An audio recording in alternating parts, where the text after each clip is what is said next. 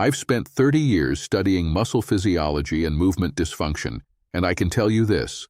The things we assume keep us healthy at 75, 80, 90 aren't the things that actually determine whether you'll stay independent or end up dependent on others.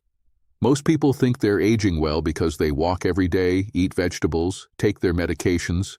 Then one morning they try to stand up from a chair without using their hands and discover they can't do it. Or they attempt to balance on one leg while putting on a shoe and nearly fall over. These aren't just inconveniences. They're red flags your body is waving, trying to tell you something critical about your survival odds. Let me tell you about Margaret. She was 78, walked 3 miles every day, never missed a doctor's appointment, considered herself exceptionally healthy. Then I asked her to sit down on the floor and stand back up without using her hands or knees.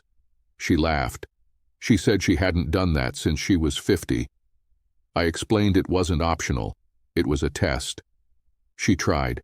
She got halfway down, lost her balance, had to grab a chair. When she finally made it to the floor, she couldn't get back up without help. Margaret was stunned. She'd been walking miles every day but couldn't perform a movement pattern that humans have been doing since we lived in caves. That's when I explained that her daily walks, while beneficial for her heart, had done nothing for the specific strength, flexibility, and neuromuscular coordination required to get up and down from the ground. And that inability, according to research published in the European Journal of Preventive Cardiology involving thousands of middle-aged and older adults, meant she had a dramatically higher risk of dying in the next 6 years. People who scored lowest on this sitting-rising test were 5 to 6 times more likely to die than those who scored highest. The death rate for those scoring between 0 and 4 out of 10 was 42%. For those scoring a perfect 10, it was just 3.7%. This isn't about floor gymnastics. It's about whether your muscular system, your skeletal system, and your nervous system can coordinate complex movement patterns under load. When you lower yourself to the ground and rise back up without support, you're demonstrating hip mobility, ankle flexibility, core strength, leg power, and balance simultaneously.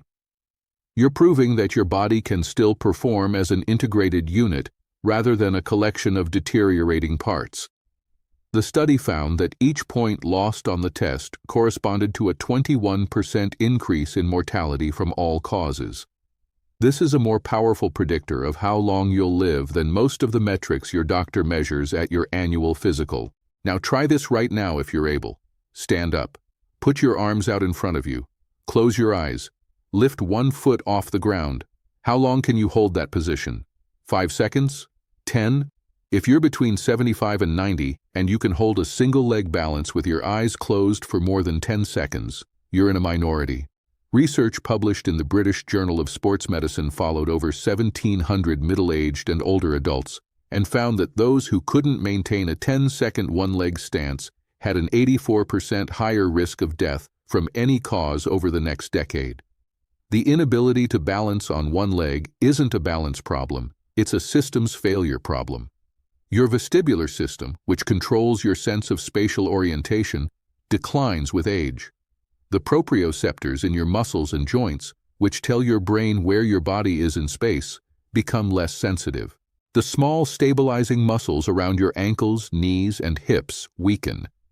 Your visual system, which you rely on more heavily as the other systems decline, can't compensate when you close your eyes.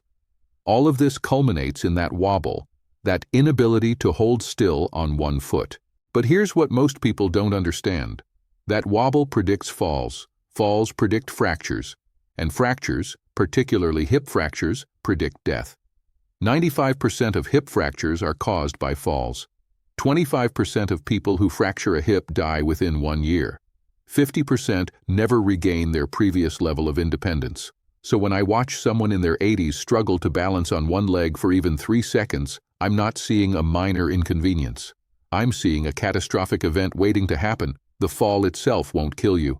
What kills you is lying on the floor for hours because you can't get up, developing pneumonia in the hospital, losing muscle mass during bed rest, never regaining the strength to walk independently again, moving into a facility, losing your will to fight. I've seen this exact sequence dozens of times. Robert was 82, lived independently, drove himself to the grocery store, managed his own finances. He stepped off a curb wrong, fell, fractured his hip. Surgery went fine. Rehabilitation started well. But during his 2 weeks in the hospital, he lost 8 pounds of muscle mass. His legs, already weak before the fall, became weaker. He couldn't generate enough force to stand from a chair without using his arms. Physical therapy helped, but he never returned to his baseline. 6 months later, he was in assisted living. 14 months later, he was dead. Not from the hip fracture, from the cascade of losses that the hip fracture initiated. And the hip fracture happened because his balance system had deteriorated to the point where a minor perturbation, something a 40-year-old wouldn't even notice, became an unrecoverable fall. Now pick up something heavy. If you have a bathroom scale, squeeze it as hard as you can with one hand and look at the reading. For men over 75, anything below 21 kilograms, about 46 pounds, puts you in the danger zone. For women below 13.5 kilograms, about 30 pounds, is where risk accelerates. Grip strength isn't just about opening jars. It's a biomarker that reflects the integrity of your entire muscular system. A comprehensive review in Clinical Interventions in Aging examined hundreds of studies and concluded that grip strength predicts all-cause mortality, cardiovascular disease, mobility limitations, falls, fractures, cognitive decline, hospital complications, and length of stay after surgery. For every 5-kilogram decrease in grip strength, your risk of dying from cardiovascular disease increases by 17%. Your risk of dying from any cause increases by 16%. Why does squeezing your hand predict whether your heart will kill you? Because muscle doesn't exist in isolation. When your grip weakens, it reflects systemic inflammation, poor protein synthesis, mitochondrial dysfunction, hormonal decline, and neuromuscular degradation happening throughout your entire body. Your hand muscles are simply the canary in the coal mine, the easiest place to measure what's happening everywhere else. When researchers followed older adults over 10 years, they found that those with the weakest grip strength at baseline were significantly more likely to experience mobility disability, inability to perform basic activities of daily living, cognitive impairment, and death. The grip strength measurement took 10 seconds, but it predicted a decade of outcomes more accurately than complex blood panels, genetic tests, or imaging studies. I tested a woman named Patricia who was 76. Her grip strength was 11 kilograms, dangerously low. She told me she was fine, she didn't feel weak, she could do everything she needed to do. I asked her to unscrew a tight jar lid. She couldn't. I asked her to carry a gallon of milk from the refrigerator to the counter. She struggled. I asked her to push herself up from a low chair. She had to rock forward 3 times to generate enough momentum.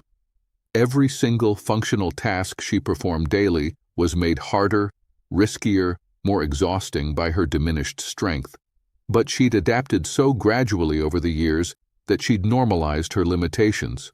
She thought everyone her age struggled like this. They don't. Some 76-year-olds have grip strengths of 25-30 kilograms. Those are the ones who will still be independent at 90. The fourth thing you need to test is something you can't measure easily at home, but you can observe in your daily life. How quickly do you react when something unexpected happens? When you're driving and a car suddenly brakes in front of you, how long does it take you to move your foot from the accelerator to the brake? When you start to trip, how fast do you catch yourself? Reaction time, the speed at which your nervous system detects a stimulus and initiates a motor response, slows by 2 to 6 milliseconds per decade after age 20. That doesn't sound like much, but by age 80, your reactions are 200 to 400 milliseconds slower than they were at 20. In that fraction of a second, a car travels 15 to 30 feet at 30 miles per hour. In that fraction of a second, you hit the ground instead of catching yourself. This decline isn't just about the speed of nerve conduction, though that does slow. It's about processing speed in your brain, the ability to take in information, assess the situation, choose a response, and send the command to your muscles deteriorates as the white matter in your brain undergoes subtle changes, as neurotransmitter production declines, as the complexity of your neural networks simplifies with age. Studies show that older adults who perform poorly on simple reaction time tests are significantly more likely to die over the following years, independent of other health factors. Reaction time is measuring how well your brain and nervous system are aging, which predicts how well everything else is aging. Frank was 87.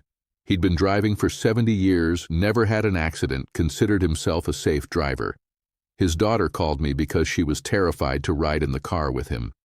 He was slow to brake, slow to respond when other cars did something unexpected, seemed confused at complex intersections. I tested his choice reaction time, the time it takes to see multiple possible stimuli and choose the correct response. He was in the bottom 10th percentile for his age. His brain was still working, but it was working slowly. Too slowly to operate a 2-ton machine moving at 40 miles per hour in traffic. He refused to stop driving. He said driving was his independence. 6 months later, he ran a red light because he didn't process the color change quickly enough. He hit another car. No one died, but 3 people were injured. He lost his license, lost his independence anyway. If he'd acknowledged the decline earlier, worked on cognitive processing speed through specific training exercises, maintained better physical fitness which supports brain function, perhaps the outcome would have been different. Here's what you need to understand. These 4 capabilities, sitting and rising from the floor, balancing on one leg, grip strength and reaction time, aren't random tests. They're integrated measures of whether your body is still functioning as a coordinated, resilient system, or whether it's begun the process of systemic decline that ends in dependency and death. The beautiful, frustrating, hopeful truth is that all 4 of these capacities are trainable, even at 75, 80, 90. Studies show that older adults who engage in resistance training 2 to 3 times per week for 3 months increase their grip strength significantly. Those who practice balance exercises, particularly challenging ones like standing on one leg with eyes closed on an unstable surface, improve their balance scores by 20 to 40%. Those who perform sit-to-stand exercises, lowering slowly to a chair and rising without using hands, rebuild the specific strength and motor patterns needed to get up from the ground. But you have to actually do the work. Margaret, the woman who couldn't get up from the floor, started training. She worked with me twice a week. We started with sitting and standing from a high surface, then progressively lower surfaces, then finally the floor. It took her 4 months before she could sit on the floor and stand back up using only one hand for support. 8 months before she could do it completely unassisted. At 79, she could do something she hadn't been able to do at 78. Her sitting-rising test score went from a 2 to an 8. That change, according to the research, reduced her risk of dying in the next 6 years by more than 60%. Not from medication, not from surgery, from rebuilding the functional capacity of her own body. Patricia, the woman with the dangerously low grip strength, started strength training. We began with light resistance bands. She hated it. She said it was uncomfortable, unnatural, that she'd never lifted weights in her life and wasn't going to start now. I told her she had 2 choices, lift weights twice a week or lose her independence. She chose weights. Within 6 weeks, her grip strength increased from 11 kilograms to 14. Within 6 months, it was 18. At 77, she was stronger than she'd been at 75. And she noticed the difference. Jars opened easily. Grocery bags felt lighter. Getting up from chairs required less effort. Her daughter told me Patricia seemed more confident, more willing to try things, less afraid of the world. This is the part that matters most. If you're between 75 and 90 and you can still do these 4 things, sit on the floor and stand back up without using your hands, balance on one leg with eyes closed for 10 seconds, demonstrate grip strength above the risk thresholds, and react quickly to unexpected events, your body is defying the average trajectory of aging. You're in the minority. You have a significantly higher probability of maintaining your independence, avoiding falls and fractures, staying cognitively sharp, and living longer than your peers who cannot do these things. But if you can't do them, you're not doomed. You're receiving information. Your body is telling you where the vulnerabilities are. And unlike most risk factors for disease and death, these are modifiable. You can rebuild strength, you can retrain balance, you can improve reaction time through specific cognitive and physical exercises. The question isn't whether your body has declined. It has. That's biology. The question is whether you're going to intervene in that decline or accept it as inevitable. Most people accept it. They think weakness, poor balance, and slow reactions are just part of getting old. They adjust their lives around their limitations, doing less, risking less, slowly shrinking their world until their world consists of a chair, a bed, and a television. Then they fall, or they get sick, or they lose the ability to perform some essential task, and suddenly the independence they've been passively surrendering is gone completely. But a smaller group, the ones who test themselves honestly, who acknowledge their deficits without shame, who commit to the unglamorous work of progressive resistance training and balance exercises and movement practice, those people age differently. They're the 85-year-olds still living alone, still driving, still traveling, still participating fully in life, not because they have better genes or got lucky, because they maintain the physical capacities that independence requires. Stand up right now. Try to sit on the floor and rise without using your hands. Try to balance on one leg with your eyes closed. Find something to squeeze and measure your grip strength. Pay attention to how quickly you respond when something unexpected happens. These 4 simple tests will tell you more about your trajectory than almost anything else. And if you don't like what they reveal, change the trajectory. It's not too late. But it will be if you wait.